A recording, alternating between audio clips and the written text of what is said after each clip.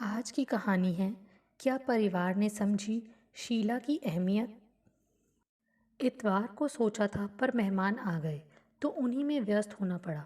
आज भी छुट्टी है और नाश्ता भी पकौड़ियों का भरपेट हो चुका है। खाना आराम से बनेगा। रसोई का हर कोना उसने रगड़ रगड़ कर अच्छी तरह चमकाया। फिर रैकों पर साफ अखबार प्लास्टिक बिछाए। अंदर जब कुछ सर्दी लगने लगी तो सोचा थोड़ी देर धूप में बैठकर अखबार पढ़ लूं। फिर खाने का काम शुरू होगा। तब तक रसोई घर भी सूख जाएगा। अखबार लेकर शीला छत पर अभी आई ही थी कि पति विनोद की आवाज़ सुनाई दी। अरे भाई, कहाँ हो? आज खाना नहीं बनेगा क्या? यह कहते हुए वह भी छत पर आ गए। अभी तो भरपेट नाश्ता हुआ है सबका। आपने भी तो किया है। शीला, जानती हो मैं नाश्ता नहीं करता हूँ। बच्चों का मन रखने के लिए 2-4 पकौड़ियाँ ले ली थी। मुझे तो हर रोज़ 10 बजे खाने की आदत है। फिर भी बहस किए जा रही हो। क्यों? आप इतवार को सबके साथ देर से खाना नहीं खाते हैं, पर आज इतवार नहीं है। अब नहीं बना है तो और बात है। मुझे तो पहले ही पता है कि आजकल तुम्हारी हर काम को टालने की आदत हो गई है। अब यह समय अखबार पढ़ने का है या घर के काम का? दूसरी औरतों को देखा है, नौकरी भी करती हैं और घर भी कितनी कुशलता से संभालती हैं। यहाँ तो बच्चे भी बड़े हो गए हैं, काम करने को नौकरानी है, फिर भी हर काम देरी से होता है। विनोद के ऊंचे होते स्वर के साथ शीला का मूड बिगड़ता चला गया। शीला अखबार वहीं पटक कर नीचे रसोई घर में गई। उबले आलू रखे थे, वे छौंक दिए और फटाफट आटा गूंद कर पराठे बना दिए। पर खाना देखकर विनोद का पारा और चढ़ गया। यह क्या? सिर्फ सब्जी पराठे? तुम जानती ही हो कि लंच के समय मैं पूरी खुराक लेता हूँ। जब नाश्ता बंद कर दिया है तो खाना तो कम से कम ढंग का होना चाहिए। पता नहीं तुम्हें क्या हो गया है। सारे ऊल जुलूल कामों के लिए तुम्हारे पास समय है, बस मेरे लिए नहीं। गुस्से में विनोद ने थाली सरका दी थी। शीला का मन हुआ कि वह भी फट पड़े। एक तो दिन भर काम में जुटे रहो, उस पर फटकार भी सुनो। आखिर कसूर क्या था? रसोई की सफाई ही तो की थी। चाय नाश्ता खाना, घर की संभाल, बच्चों की देखरेख में उसने जिंदगी गुजार दी, पर किसी को संतोष नहीं। बच्चों को लगता है माँ आधुनिक स्मार्ट नहीं है, जैसी औरों की मम्मी है। विनोद को तो अब नौकरी पेशा औरतें अच्छी लगने लगी हैं। 4 पैसे जो कमा कर लाती हैं, घर गृहस्थी संभालने वाली तो इनकी नज़रों में गंवार ही हैं। विनोद तो बाहर निकल गए थे, पर शीला ने बेमन से पूरा खाना बनाया। शुभा भी तब तक सहेली के घर से आ गई थी और शुभम कोचिंग से। दोनों को खाना खिलाकर वह अपने कमरे में आ गई। और दिन तो शीला काम पूरा करने के बाद टीवी देखती, अधबुना स्वेटर पूरा करती या कोई पत्रिका पढ़ती, पर आज कुछ भी करने का मन नहीं था। विनोद का यह बेरुखी भरा व्यवहार वह पिछले कई दिनों से देख रही थी। आखिर कहाँ गलत हो गई वह? क्या इन घरेलू कामों की कोई अहमियत नहीं है?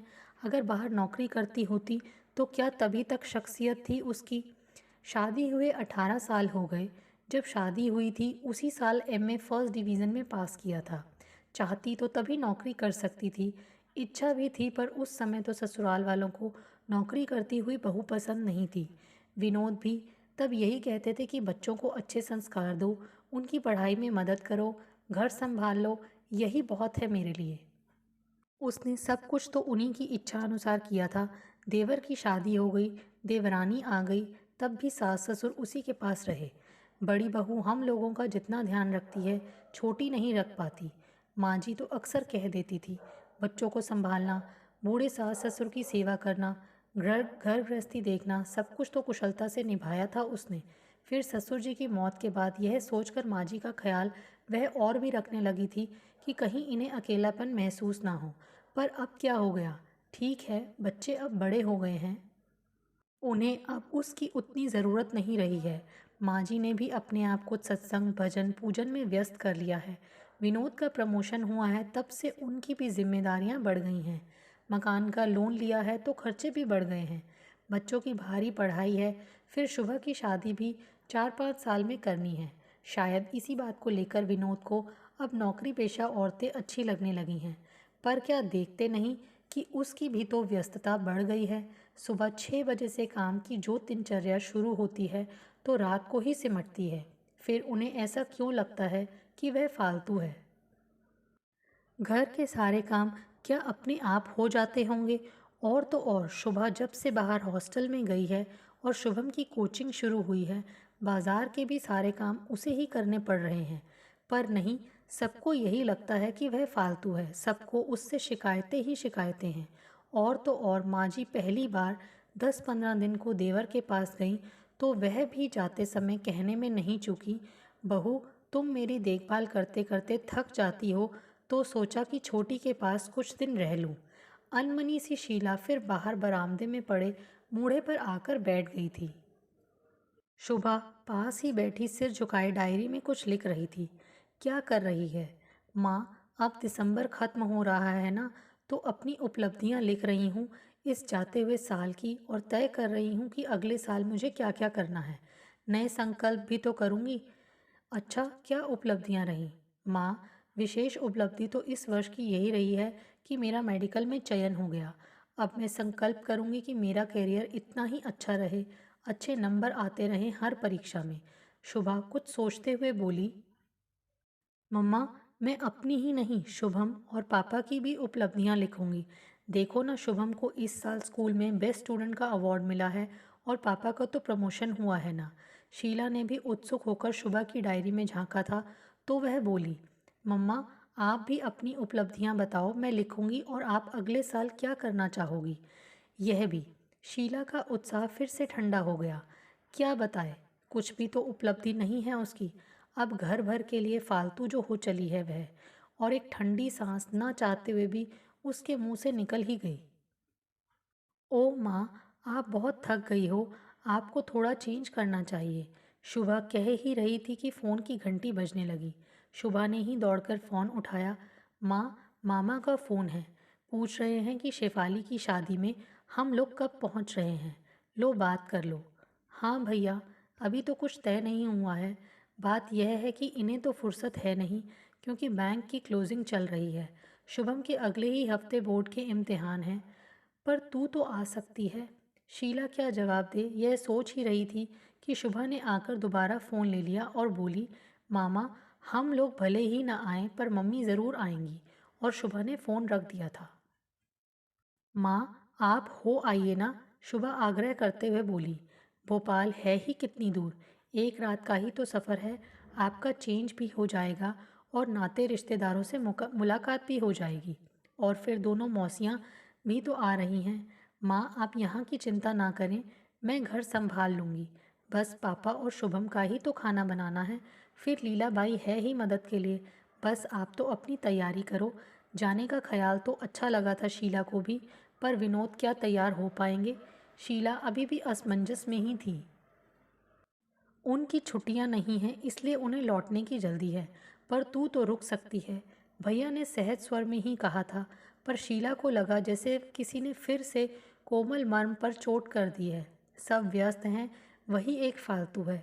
वहाँ भी सब यही कहते हैं और यहाँ भी। भैया के बहुत जोर देने पर वह 2 दिन रुक गई, पर लौटना तो था ही। बेटी वापस जाएगी। शुभम पता नहीं ढंग से पढ़ाई कर भी रहा होगा या नहीं। सब कुछ भूलकर उसे भी अब घर की याद आने लगी थी। स्टेशन पर सभी उसे लेने आए थे। माँ, बस दादी नहीं आ पाई आपको लेने, क्योंकि वह अभी यहाँ नहीं है। पर शुभा ने विनोद को राज़ी कर लिया था। फटाफट दूसरे दिन का आरक्षण भी हो गया और शुभा ने माँ की सारी तैयारी करवा दी। शादी की गहमा गहमी में शीला को भी अच्छा लगा था। रात रात भर जागकर बहनों में गपशप होती रहती। सब रिश्तेदारों के समाचार मिले। भैया ने बेटी की शादी खूब धूमधाम से की थी। शेफाली के विदा होते ही घर सूना हो गया था। रिश्तेदार तो चल ही दिए थे, बहनों ने भी जाने की तैयारी कर ली थी। भैया, अब मुझे भी अब लौटना है, शीला ने याद दिलाया था। अरे, तुझे क्या जल्दी है, शोभा और शशि तो नौकरी पेशा हैं। पर उनके 2 फ़ोन आ गए हैं और वे जल्दी ही वापस आ रही हैं। कह रही थी कि मन तो बड़ी बहू के पास ही लगता है। शुभा ने पहली सूचना यह दी थी।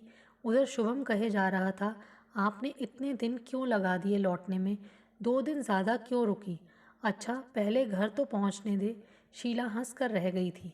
विनोद चुपचाप गाड़ी चला रहे थे। घर पहुंचते ही शुभा गर्म चाय ले आई थी। शीला ने कमरे को देखा तो काफ़ी कुछ अस्त व्यस्त सा लगा।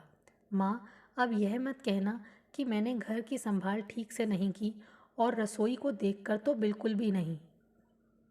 आप तो बस चाय पियो और फिर अपना घर संभालना। शुभा ने माँ के आगे एक डायरी बढ़ाई तो वह बोली, यह क्या है? माँ, आप तो अपनी इस साल की उपलब्धियाँ बता नहीं पाई थी, पर पापा ने खुद ही आपकी तरफ से यह डायरी पूरी कर दी। और पता है, सबसे ज़्यादा उपलब्धियाँ आपकी ही हैं। लो, मैं पढ़ूँ। शुभा उत्साह से पढ़ती जा रही थी। हम सबको बनाने में आपका ही योगदान रहा। मेरा मेडिकल में चयन हुआ आपकी ही बदौलत। मैं एक बार मेडिकल में असफल हो गई थी, तब आप ही थीं जिन्होंने मुझे दोबारा परीक्षा के लिए प्रेरित किया, और शुभम को स्कूल के बेस्ट स्टूडेंट का अवार्ड मिलना आपकी ही क्रेडिट है। सुबह जल्दी उठकर बेटे को तैयार करना, नाश्ते खाने से लेकर हर चीज़ का ध्यान रखना, उसका होमवर्क देखना, और तो और यह आपकी ही मेहनत और लगन थी कि पापा का प्रमोशन हुआ। पापा कह रहे थे कि जब कभी ऑफिस में किसी कारण से उन्हें लौटने में देर हो जाती तो आपने कभी शिकायत नहीं की, बल्कि उनकी गैर मौजूदगी में दादी को डॉक्टर के पास तक आप ही लेकर जाती रहीं। बस बस बस अब बस कर, शीला ने शुभा को टोका था। उधर विनोद मंद मंद मुस्कुरा रहे थे। अब नया संकल्प हम सब लोगों का यह है कि तुम इसी तरह हम सबका ध्यान रखती रहो। विनोद के कहते ही सब हंस पड़े थे। उधर शीला को लग रहा था कि एक घना कोहरा जो कुछ दिनों से उसके मन पर छाया था, अचानक हटने लगा है। दोस्तों, आपको हमारी ये कहानी कैसे लगी? प्लीज़ कमेंट्स करके बताइए। Thanks for watching this video.